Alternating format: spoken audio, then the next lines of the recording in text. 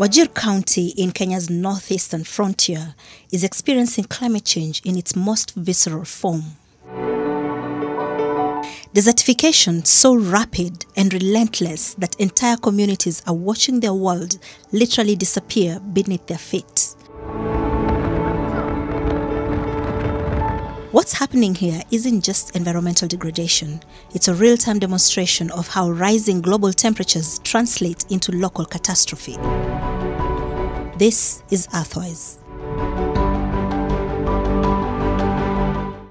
Asal areas which are arid and semi-arid lands form up to 80% of Kenya's landmass, and at least 30% of Kenya's population lives in these areas. That includes areas such as Wajir County, where we are right now. But one thing about these asals is that they're now starting to experience a phenomenon that many places around the world are experiencing, and that is desertification.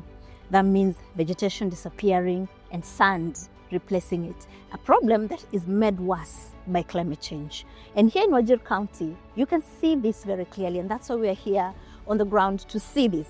The sand is very loose, the soil is very loose. In fact, it's now sand, it's not even soil anymore. The landscape is dotted with dust because this loose soil then makes it very easy for the wind to pick it up. It's quite a windy day, that's why my clothes are flying everywhere. And so then the wind picks up this soil and throws it in the air, and there's dust everywhere. But one of the reasons why we're walking here is because I want to show you something, which is one of the things that's happening now, is that the sand gets to be deposited in things known as sand dunes. And there are so many on the landscape as we walk here in Wajir. One of them is right here in front of us, and there are a couple others in the landscape. But in the towns, there's a town not far away from there. In the towns, some of the homes have already been swallowed up by the sand.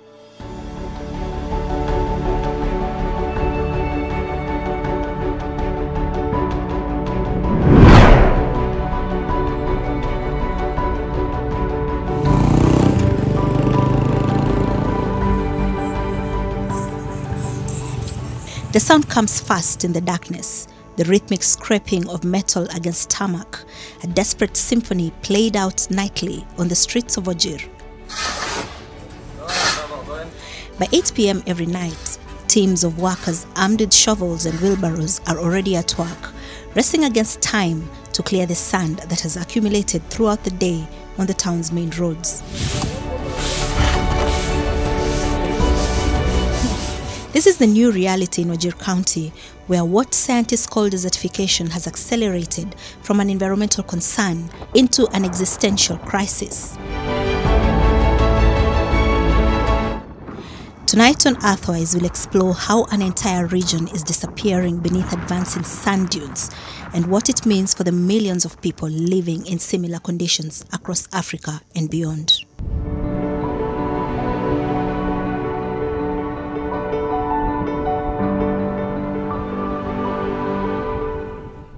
Look at that. This is one of the sand dunes that are forming all over the landscape in many parts of Wajir now. It looks like somebody dug a pit and then gathered the soil together, but that's not the case actually. That's usually one of the illustrations of desertification.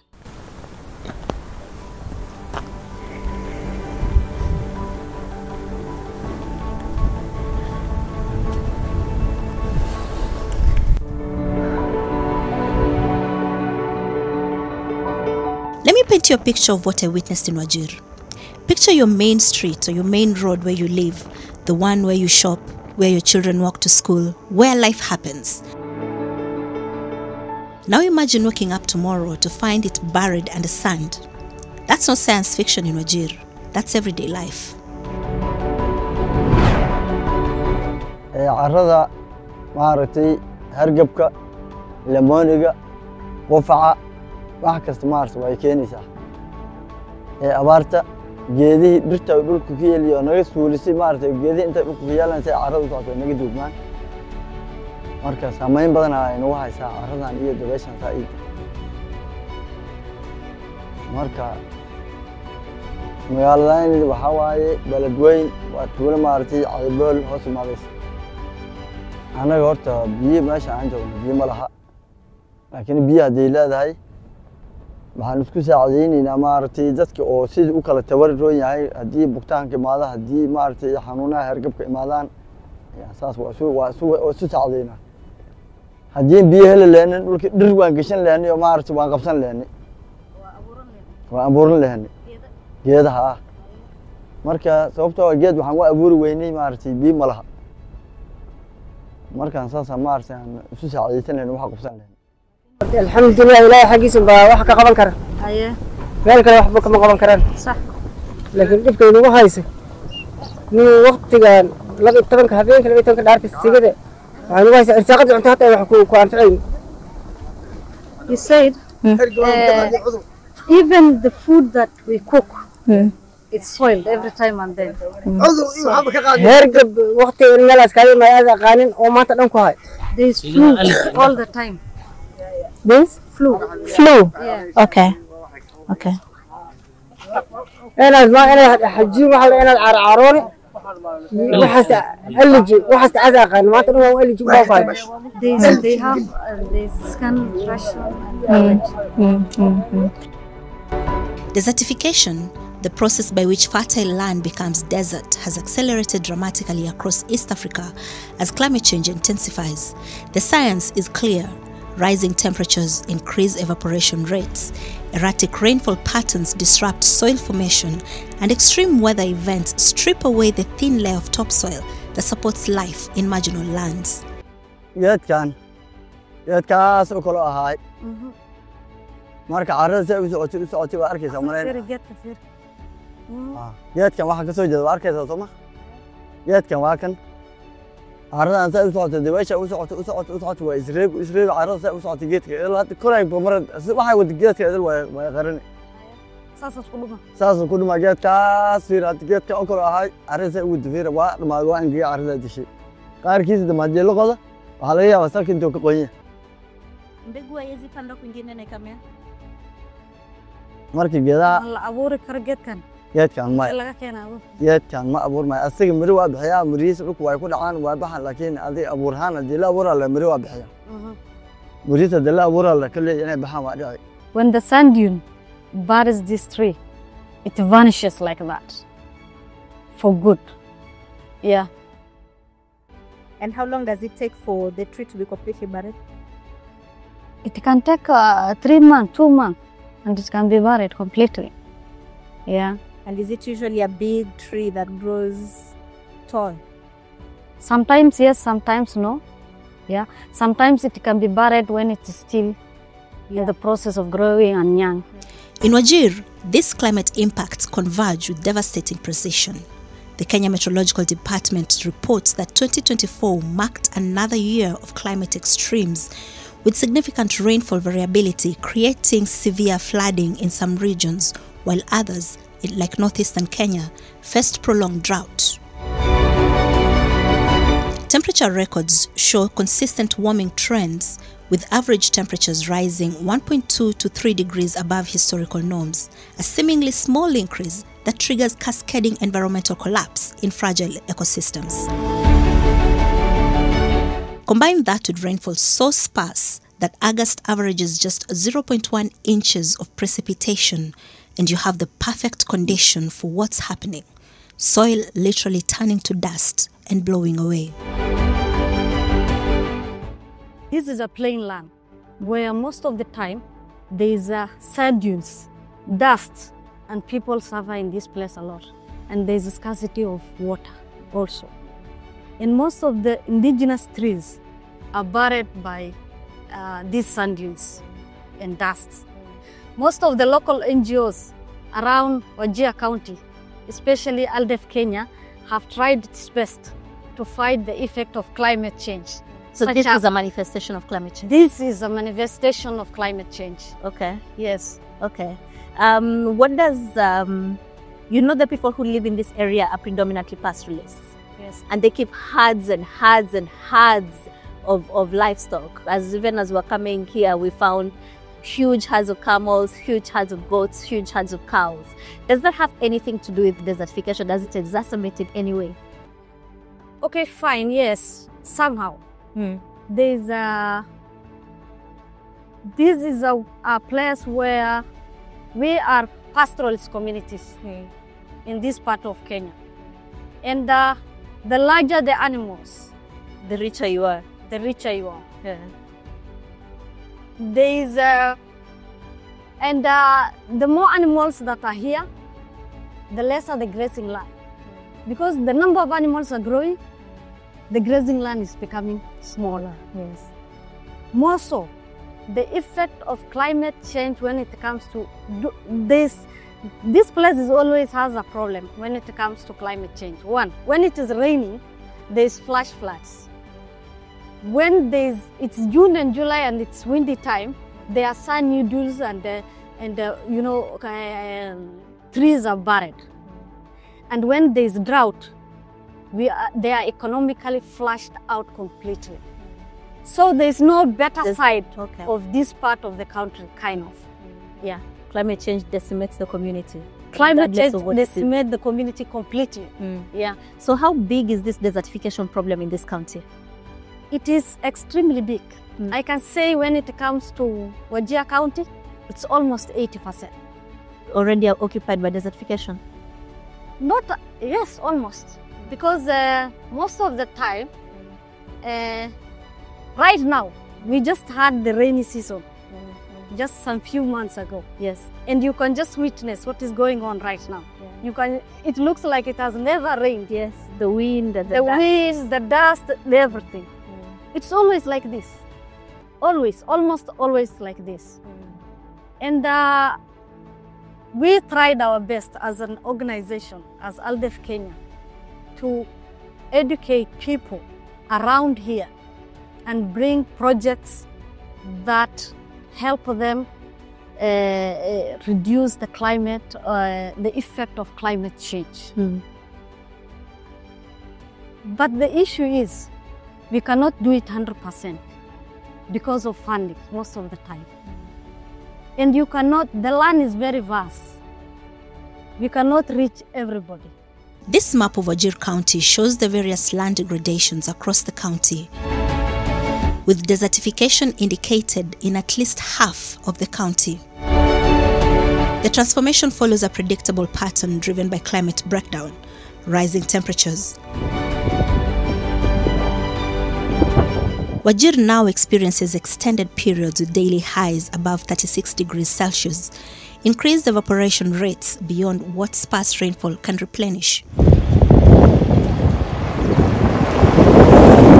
When rains do come, they increasingly arrive as extreme events, violent downpours that strip away loosened topsoil rather than gently nurturing it for plant growth.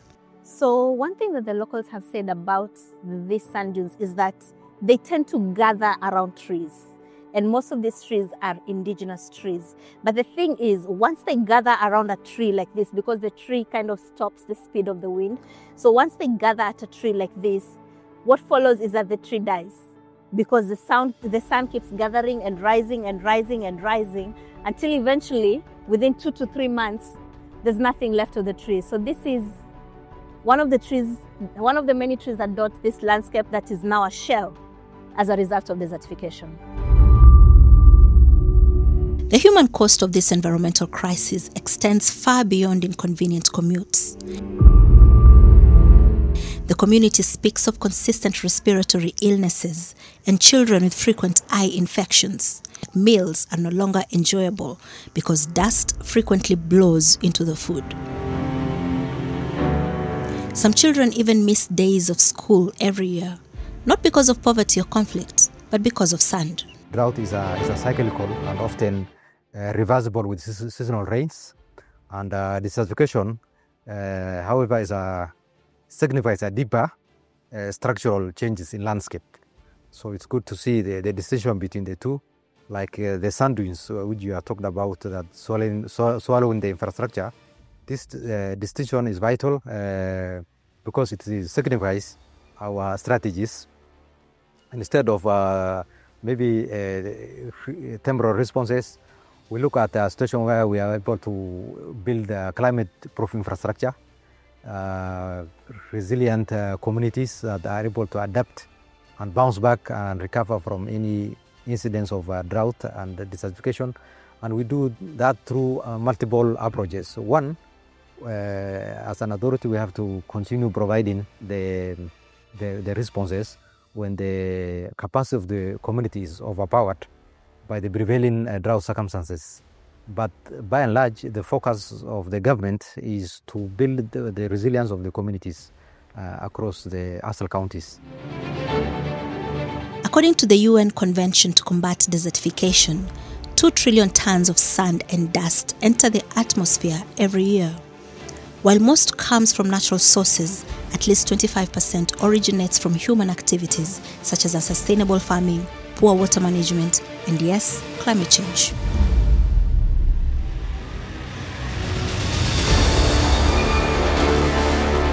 In Kenya alone, 80% of the land surface is vulnerable to desertification and drought.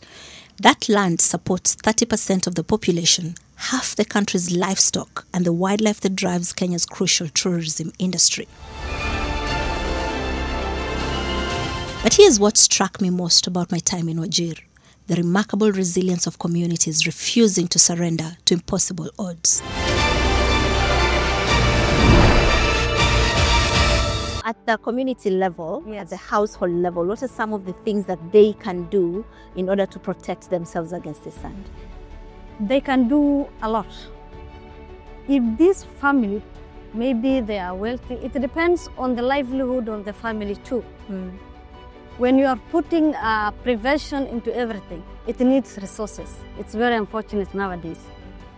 They can plant trees in that home and control this much desertification. Again, the situation is if there is water.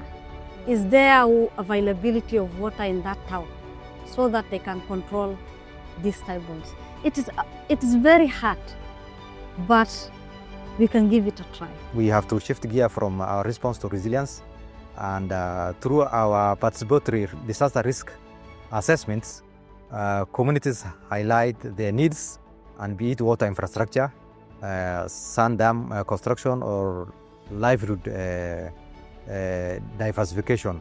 We are promoting drought-tolerant crops, restocking of livestock in viable areas, training of pastoralists in non-agricultural income activities like beadwork, small-scale trade, sustainable production and livelihood approaches such as apiary, and also capacity building in terms of actually having what do you call drought resistant or tolerant livestock species such as the gala goats, the black-haired sheep, and also the camel, which are very vibrant in actually resisting the drought that we see almost every other time.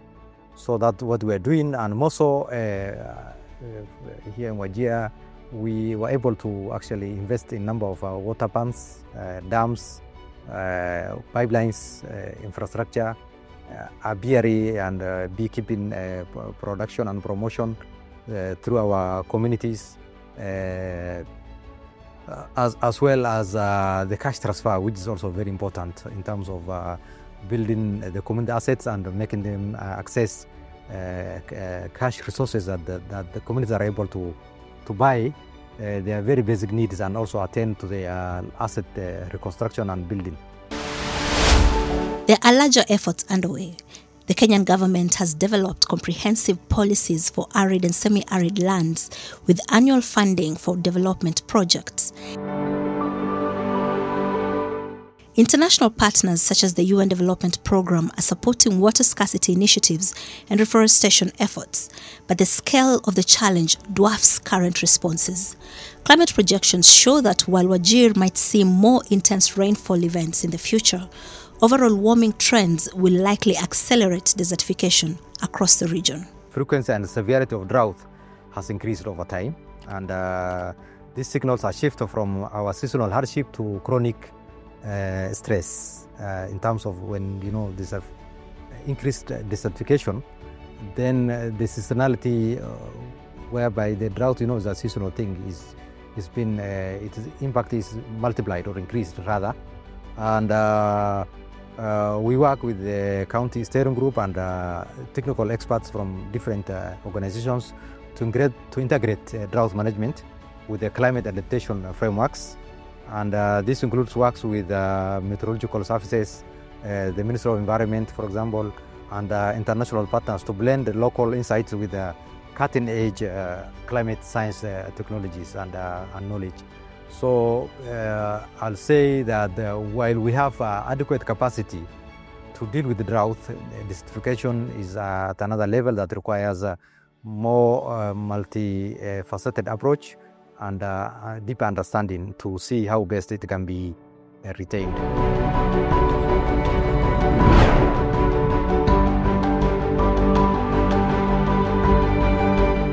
Walking on this sand and struggling to hold my clothes together in the strong winds, I couldn't escape the feeling that I was witnessing something more significant than a local environmental problem. This is climate change manifesting in its most immediate, tangible form, not as an abstract temperature chart or a distant ice sheet, but as sand in your lungs, on your dinner plate, barring your children's school. When the seasonality turns out to be good sometimes, and you receive a good amount of rainfall, and communities are able to protect their conservation activities are robust and in place, and they are able to work together with the partners and experts to ensure that there is adequate forest at any one given time, and there's no cutting of trees, charcoal burning, overgrazing.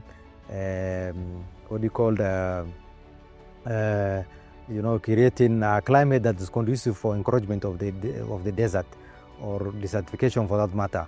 Because once a land becomes barren, it becomes too dry and it does not support any sustainable micronutrients and other necessary infrastructure that are important for rebuilding and restoring that particular rangeland. But as a society, we need to have a shift focus towards maintaining what we have and also improving. And mind you, if I remind you, the government, as a country, we are supposed to plant 15 billion trees across the country, and we are supposed to take our fair share in terms of planting trees, and as NDMA we are fronting that, and every month we are participating in tree planting, which is also part of our current arrangement to see to it that we contribute to this.